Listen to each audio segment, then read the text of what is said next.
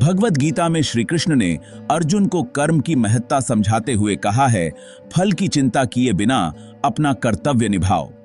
दर्शन में कर्म एक विशेष अर्थ में प्रयुक्त होता है। जो कुछ मनुष्य करता है उससे कोई फल उत्पन्न होता है। कर्म केवल कार्य नहीं बल्कि एक जीवन दृष्टिकोण है। कर्म के अनुसार हर व्यक्ति के कार्य उसके भविष्य को प्रभावित करते हैं।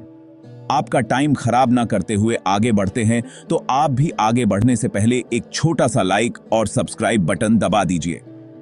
कर्म का सिद्धांत यह बताता है कि व्यक्ति जो भी कार्य करता है उसका अच्छा या बुरा फल उसे अवश्य मिलता है। यह हमें सिखाता है कि हर क्रिया का परिणाम होता है और हमें अपने कार्यों के प्रति सचेत और जिम्मेदार रहना चाहिए। यह फल शुभ अशुभ अथवा दोनों से भिन्न होता है। फल का यह रूप क्रिया के द्वारा स्थिर होता है। दान शुभ कर्म है पर हिंसा अशुभ कर्म है। यहां कर्म शब्द क्रिया और फल दोनों के लिए प्रयुक्त हुआ है। यह बात इस भावना पर आधारित है कि क्रिया सर्वदा फल के साथ संलग्न होती है। क्रिया से फल अवश्य उत्पन्न होता है। यहां ध्यान रखना चाहिए कि शरीर की स्वाभाविक क्रियाओं का इसमें समावेश नहीं है। आंख की पलकों का उठना गिरना भी क्रिया है, परंतु इससे फल नहीं उत्पन्न होता। दर्शन की सीमा में इस प्रकार की क्रिया का कोई महत्व इसलिए नहीं है कि वह क्रिया मन प्रेरित नहीं होती। उक्त सामान्य नियम मन प्रेरित क्रियाओं में ही लागू होता है।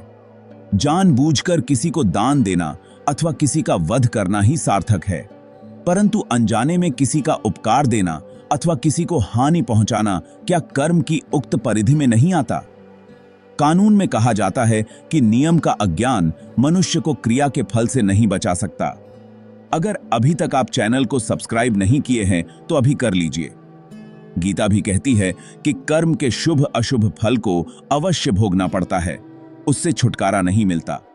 इस स्थिति में जाने अनजाने में की गई क्रियाओं का शुभ अशुभ फल होता ही है। अनजाने में की गई क्रियाओं के बारे में केवल इतना ही कहा जाता है कि अज्ञानकर्ता का दोष है और उस दोष के लिए कर्ता ही उत्तरदायी है। कर्ता को क्रिया में प्रवृत्त होने के पहले क्रिया से संबंधित सभी बातों का पता लगा लेना चाहिए। स्वाभाविक क्रियाओं से अज्ञान में की गई कई क्रियाओं का भेद केवल इस बात में है कि स्वाभाविक क्रियाएं बिना मन की सहायता के अपने आप होती हैं, पर अज्ञान प्रेरित क्रियाएं अपने आप नहीं होती, उनमें मन का हाथ होता है। न चाहते हुए भी आंख की पलकें गिरेंगी, पर न चाहते हुए अज्ञान में कोई क्रिया नहीं की जा सकती है। क्रिया का परिणाम क्रिया के उद्देश्य से भिन्न हो, फिर भी यह आवश्यक नहीं कि क्रिया की जाए। अतः कर्म की परिधि में वे क्रियाएं और फल आते हैं जो स्वाभाविक क्रियाओं से भिन्न हैं। क्रिया और फल का संबंध कार्य कारण भाव के अटूट नियम पर आधारित है। यदि कारण विद्यमान है तो कार्य अवश्य होगा। यह प्राकृतिक नियम आचरण के क्षेत्र में भी सत्य है। अतः कहा जाता है कि क्रिया का कर्ता फल का अवश्य भोक्ता होता है। बौद्धों ने कर्ता को क्षणिक माना है, परंतु इस नियम को चरितार्थ करने के लिए वे क्षण संतान में एक प्रकार की एक रूपता मानते हुए कहते हैं कि एक व्यक्ति की संतान दूसरे व्यक्ति की संतान से भिन्न है। क्षण भेद होने से भी व्यक्तित्व में भेद नहीं होता। अतः व्यक्ति पूर्व निष्पादित क्रिया का उत्तर काल में भोग करता ही है। यदि हम यह न माने तो कहना पड़ेगा कि किसी दूसरे के द्वारा की गई क्रिया का फल कोई दूसरा भोगता है, जो तर्क विरुद्ध है। यदि इस नियम पर पूर्ण आस्था हो तो तर्क हमें इसके एक अन्य निष्कर्ष को भी स्वीकार करने के लिए बाध्य करता है। यदि सभी क्रियाओं का फल भोगना पड़ता है तो उन क्रियाओं का क्या होगा जिनका फल भोगने के पहले ही कर्ता मर जाता है? या तो हमें कर्म के सिद्धांत को छोड़ना होगा या फिर मानना होगा कि कर्ता नहीं मरता, वह केवल शरीर को बदल देता है। भारतीय विचारकों ने एक स्वर से दूसरा पक्ष ही स्वीकार किया है। वे कहते हैं कि मरना शरीर का स्वाभाविक कर्म है, परंतु भोग के लिए यह आवश्यक नहीं है कि वही शरीर भोगे जिसने क्रिया की है। भोक्ता अलग है और वह कर्म फल का भोग करने के लिए दूसरा शरीर धारण करता है। इसी को पुनर्जन्मवाद कहते हैं। मृत्यु शरीर की आनुषंगिक स्वाभाविक क्रिया है जिसका कर्म पर कोई प्रभाव नहीं होता। अतः कर्म के सिद्धांत को पुनर्जन्म से अलग करके नहीं रखा जा सकता। इतना ही नहीं, जब क्रिया का संबंध फल भोग के साथ माना जाता है, तब यह भी मानना पड़ेगा कि भोग जो शुभ अशुभ कर्मों के अनुसार सुखमय या दुखमय होता है, अवश्यंभावी है। उससे बचा नहीं जा सकता, न तो उसको बदला जा सकता है। फल के क्षय का एकमात्र उपाय है उसको भोग लेना। इस जन्म में प्राणी जैसा है, उसके पूर्व जन्मों की क्रियाओं का फल मात्र है। फल एक शक्ति है जो जीवन की स्थिति को नियंत्रित करती है। इस शक्ति का पुंज भी कर्म कहा जाता है और कुछ लोग इसे भाग्य या नियति भी कहते हैं। नियतिवाद में माना गया है कि प्राणी नियति से नियंत्रित अतः परवश है। वह स्वयं कुछ नहीं करता, परंतु पूर्व जन्मों की क्रिया का फल भोगने के अलावा वह इस जन्म में स्वतंत्र कर्ता भी है। अतः पूर्व कर्मों को भोगने के साथ ही वह भविष्य के लिए कर्म करता है। इसी में उसका स्वातंत्र्य है। आचार के लिए स्वतंत्रता परम आवश्यक है और प्रायः सभी भारतीय दार्शनिक इसे मानते हैं। क्रिया, क्रियाफल तथा क्रियाफल का समूह, जिसे अदृष्ट भी कहते हैं, भारतीय दर्शन में कर्म शब्द से अभिहित होता है। पहले कहा गया है कि मनः प्रेरणा कर्म का आवश्यक उपकरण है। मनः प्रेरणा के शुभ या अशुभ होने से ही कर्म शुभ या अशुभ आता है। डॉक्टर रोगी की भलाई के लिए उसकी चीरफाड़ करता है। यदि इस चीरफाड़ से रोगी को कष्ट होता है तो डॉक्टर उसका उत्तरदायी नहीं है। डॉक्टर शुभ कर्म कर रहा है।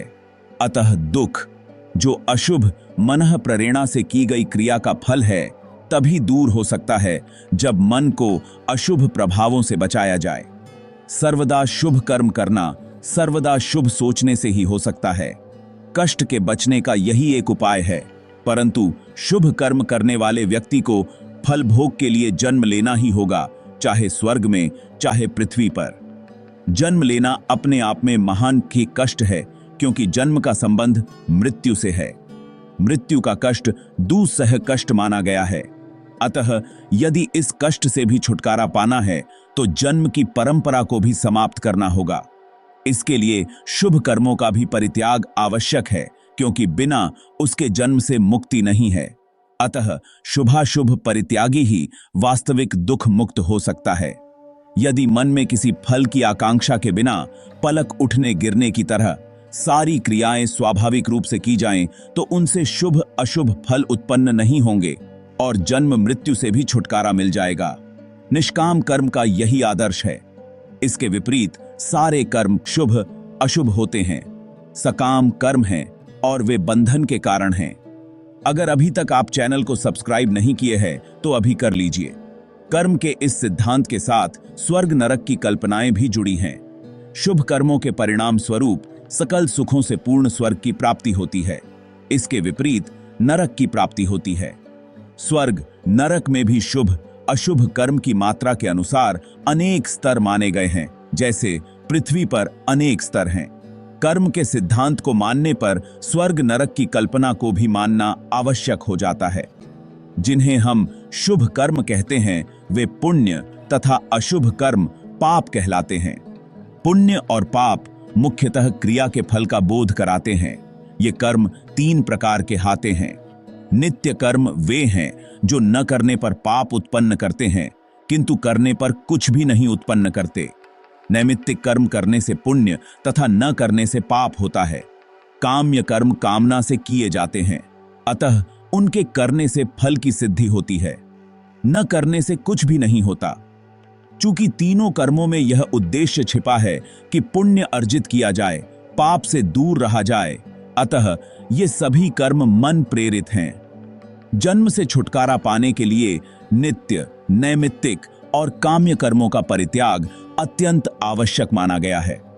अगर ये वीडियो आपको अच्छी लगी है तो चैनल को लाइक, सब्सक्राइब और शेयर जरूर कर दीजिए।